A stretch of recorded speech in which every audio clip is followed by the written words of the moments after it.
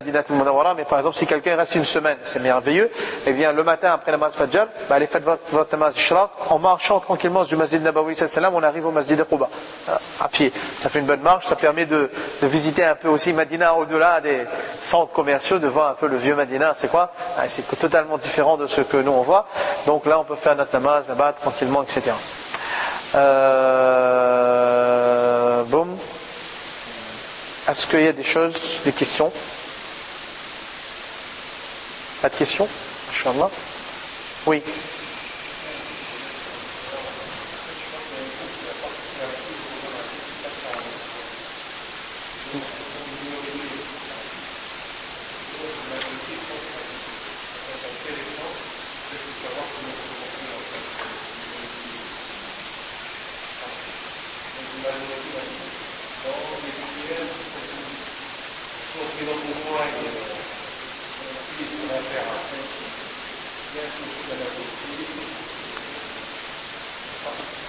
Alors, je comprends ta question. Par exemple, pour Jama' Bayna Salatayn.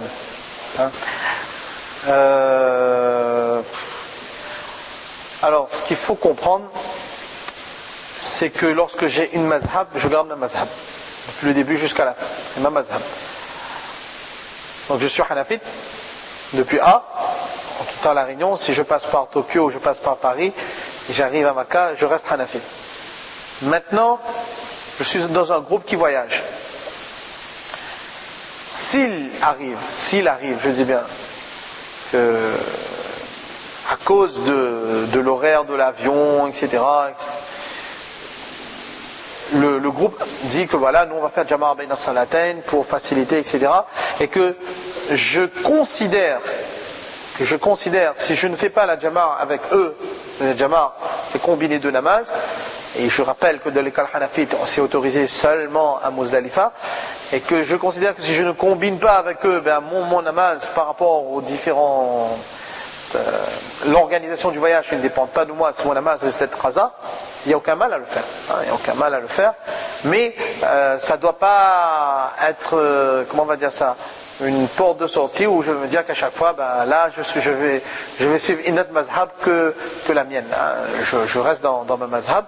Et puis je pense que dans l'organisation du Hajj et les mazhab, bon, il n'y a pas un gros souci. D'ailleurs, regarde, si tu regardes bien dans l'école Shafi'ite, l'école Malikite et l'école Hanbalite, quand tu regardes le ayat du Coran, إذا قمتم إلى الصلاة فاغسلوا وجوهكم وأيديكم إلى المرافق وامسحوا برؤوسكم وأرجلكم وإن كنتم جنبا فاطهروا وإن كنتم مرضى وعلى سفر أو جاء أحد منكم من الغائط أو لامستم النساء.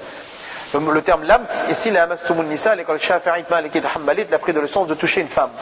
Quand tu touches une femme, ton wuzu casse. Et l'école Hanafite l'a pris dans le sens de mulasama. Mulasama, c'est dans le sens d'avoir une relation sexuelle. Et dans la période de Hajj, eh bien l'école Shafi'ite, Malikite et Hanbalite donne une fatwa sur l'école Hanafite. Parce que tu imagines bien que si à chaque fois qu'une femme venait, ou un homme a touché une femme, il devait refaire le wuzu, on s'en sortirait plus. Donc ils ont dit là, durant le tawaf, donc c'est des petites nuances dans les mazhabs. Donc bon, effectivement la problématique peut arriver par rapport au Jama' Bayna Salatayn quand on est en voyage. C'est sûr que l'école Hanafite l'autorise seulement dans cette période. Quand quelqu'un est Hanafite, bon, il est Hanafite, mais il est vrai que certains ulama Hanafite aujourd'hui, durant le voyage, eh bien, eux, ils vont faire un mal dessus. Mais voilà, c'est sans plus. D'autres questions? Pas de questions? Une fois, deux fois, trois fois, à juger, masha'Allah. Oui?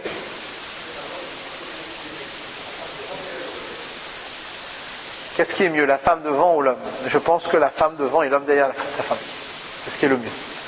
Parce que si madame est derrière, elle risque de prendre des coups avec d'autres hommes. Ensuite, sa'i, on n'a pas besoin de wuzu. On fait sa'i. Tawaf, on a besoin de wuzu. Sa'i, on n'a pas besoin de wuzu. Si du côté des dames, il y a des questions, vous pouvez envoyer des papiers éventuellement. Donc, il vaut mieux que ça. Et puis ne pas se tromper d'épouse aussi. Ça arrive, dans le Hajj. Oui, on le peut éventuellement. Mais parce que moi j'ai vu, certaines fois, il y a des gens qui s'assoient dans la rue, après un il rase la tête l'autre, tout ça, et puis des fois, il y en a un qui écorche, je trouve que c'est quand même dangereux. Hein, question de sécurité, tout ça, il faut...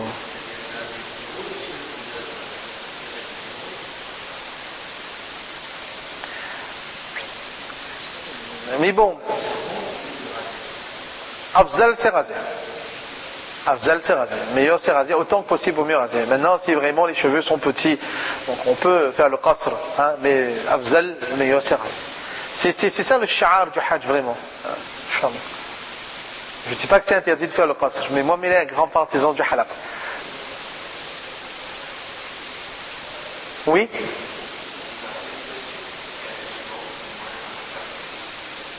Au-delà de 15 jours, les plus moussafir.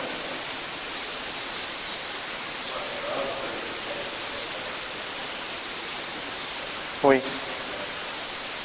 Comment il faut poser les épingles? Oui, on peut mettre des épingles pour attacher son ihram, on peut mettre des épingles, on peut mettre ceinture. Oui, il y a des ceintures, il y a des, comment on appelle ça? Fermetures pour mettre l'argent dans la poche, tout ça. Et je crois que même à Dubaï, tout ça, ils vendent ça maintenant. Même dans des magasins ici, je crois maintenant on vend. Donc on peut mettre tranquillement sur une chambre. C'est pas grave. Couture là, en réalité, j'ai fait un hajj, on était avec Mufti Ahmad Khan Pouli, c'est le Cheikh al-Hadith du madrasa de Dabel. Et lui, j'ai vu qu'il faisait hajj avec lungi. Mais le lungi là, c'est cousu ça?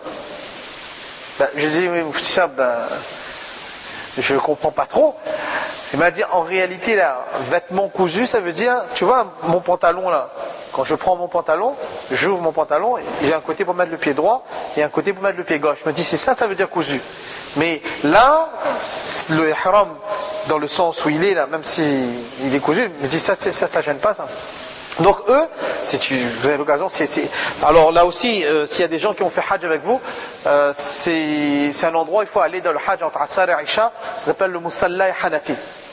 Musalla Hanafi, c'est là où généralement la plupart des ulama ils se regroupent entre Asar et Isha. Ils sont assis là, si vous voulez rencontrer les Cheikh al-Hadith, par exemple, nous on avait rencontré un groupe qui venait du Canada, ils n'avaient pas de ulama avec eux, ils avaient besoin de masla. Ben, ils venaient et puis disaient, tu es Moulissab? Oui. Donc on a besoin de telle question, telle question, telle question. Les gens ont pris ça un peu comme un repère. Donc vous pouvez rencontrer ces gens, vous pouvez avoir des conseils avec eux aussi, Inch'Allah. Oui. Bien sûr, sans aucun problème.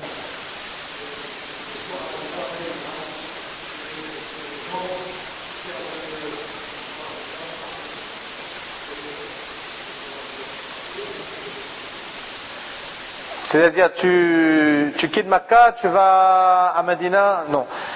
Le mieux à faire, c'est de faire son tawaf et wada'. Ensuite, tu vas à Madinatul Munawwara. Et ensuite, si tu repars à Makkah, tu refais un umrah.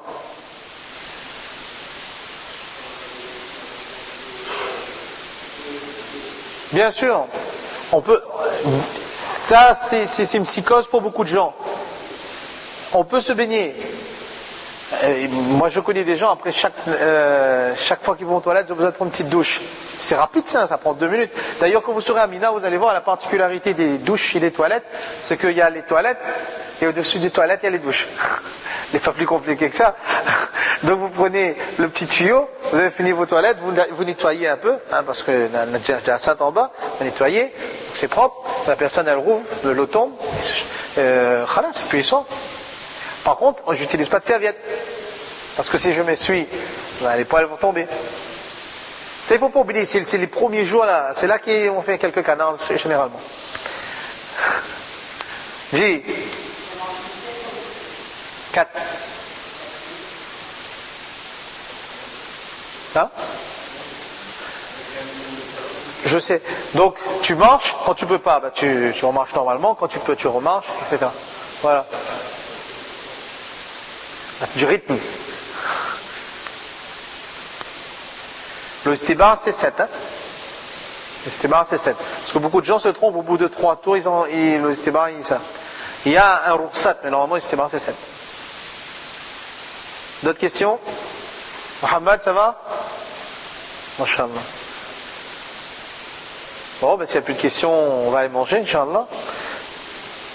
Donc Allah subhanahu wa ta'ala, il accepte votre hajj. Surtout, n'oubliez pas de faire dua pour nous, pour l'ensemble de la Ummat, Inch'Allah ou l'Aziz. Et puis, comme je le disais, pour ce qui serait bien, franchement, parce que j'ai eu l'occasion de vivre ça, dans chaque groupe, qu'il y ait quelqu'un qui essaie d'avoir les coordonnées de Mawlana Farouk Makki. C'est quelqu'un de vraiment extraordinaire. J'ai eu l'occasion d'assister à un mashwara qui se fait là-bas après Fajr. C'est extraordinaire. C'est là qu'on voit l'universalité de l'islam. Vous êtes sur un tapis, une rangée. Vous avez des musulmans du Brésil, des musulmans d'Italie, des musulmans de Chine, le monde entier qui est là. Et puis c'est là qu'il désigne, il dit bon, ben, pour tel pays qui va aller faire Bayan, tel pays. Et puis à la fin on dit ben, pour la Réunion. Après on dit ben, c'est le Amir de Makkah qui va venir pour la Réunion. Ce qui montre que Masha'Allah combien la Réunion est appréciée, alhamdulillah. Donc si vous pouvez bénéficier de moi un jour qu'ils viennent, certaines fois Cheikh Yunus aussi là on peut bénéficier, etc. Allah alam, mais faites demande. Parce que ces muzakara là, c'est ça qui font que ça rafraîchit notre iman, ça rafraîchit notre foi. Surtout, vous savez, Shaitan, hein, il fait son boulot, lui, il essaie de faire plein de choses. On est là, il y a la Kaaba. Essayez d'imaginer, avant même que Adam salam arrive, la Kaaba était là. Quel nour il jaillit de cet endroit. Mais qu'est-ce qu'il fait autour de la Kaaba? C'est là qu'il essaie de nous faire passer le maximum de temps. Shopping, le ci, le ça. Ben, je ne dis pas, fais pas shopping. Je ne dis pas de ne pas ramener des cadeaux. Mais il ne faut pas que, bon, de Zohar jusqu'à Asal, que ça nous fait, bon, on nous retrouve à nous, 3e étage, Bin Daoud. Après Isha, ça nous retrouve à nous, 10 heures, nous retrouve à nous, tel café, tel endroit là-bas. Si c'est vraiment venir avec cet état d'esprit, mon temps est important. Par exemple, quelqu'un peut se fixer comme objectif, je dois faire 2 khatmi Qur'an durant ma période là-bas. Mais quand quelqu'un il s'est fixé un objectif, je dois faire 2 khatmi Qur'an, je dois lire 70 000 fois la ilaha illallah, je dois lire telle chose, mais il connaît qu'il a des objectifs. Et comme il sait qu'il a des objectifs à accomplir, il n'y a pas de temps à perdre, après chaque namaz, tac, il va lire son Qur'an. Et croyez-moi, j'ai vu ça dans Ramadan, en 1 jour et demi on peut faire Khatm al-Qur'an. En 1 jour et demi on peut faire Khatm al-Qur'an, mais il faut s'organiser. Il faut bien savoir gérer son temps, machallah, et puis on y arrive. Mais le tout, on est là pour ça. On n'est pas là pour autre chose. On est venu là pour gagner le rahmat d'Allah, le pardon d'Allah, développer en nous l'amour du prophète sallam. Et puis ça doit changer notre vie. Allez-y avec cette idée-là. Ya Allah, change ma vie. Fais-moi devenir quelqu'un de bon, quelqu'un de meilleur, machallah. Et puis, ne regardez pas les autres, etc. Faites votre hajj, profitez-en, vivez-le en totale intimité avec Allah subhanahu wa ta'ala. Et puis, si jusqu'à votre départ pour le hajj, vous avez des questions, parce que ça va venir. Donc, ceux qui sont au masjid de Saint-Denis, vous pouvez me poser les questions. Ceux qui sont dans une autre masjid, vous pouvez consulter vos ulama. Il y a aussi des boîtes mail.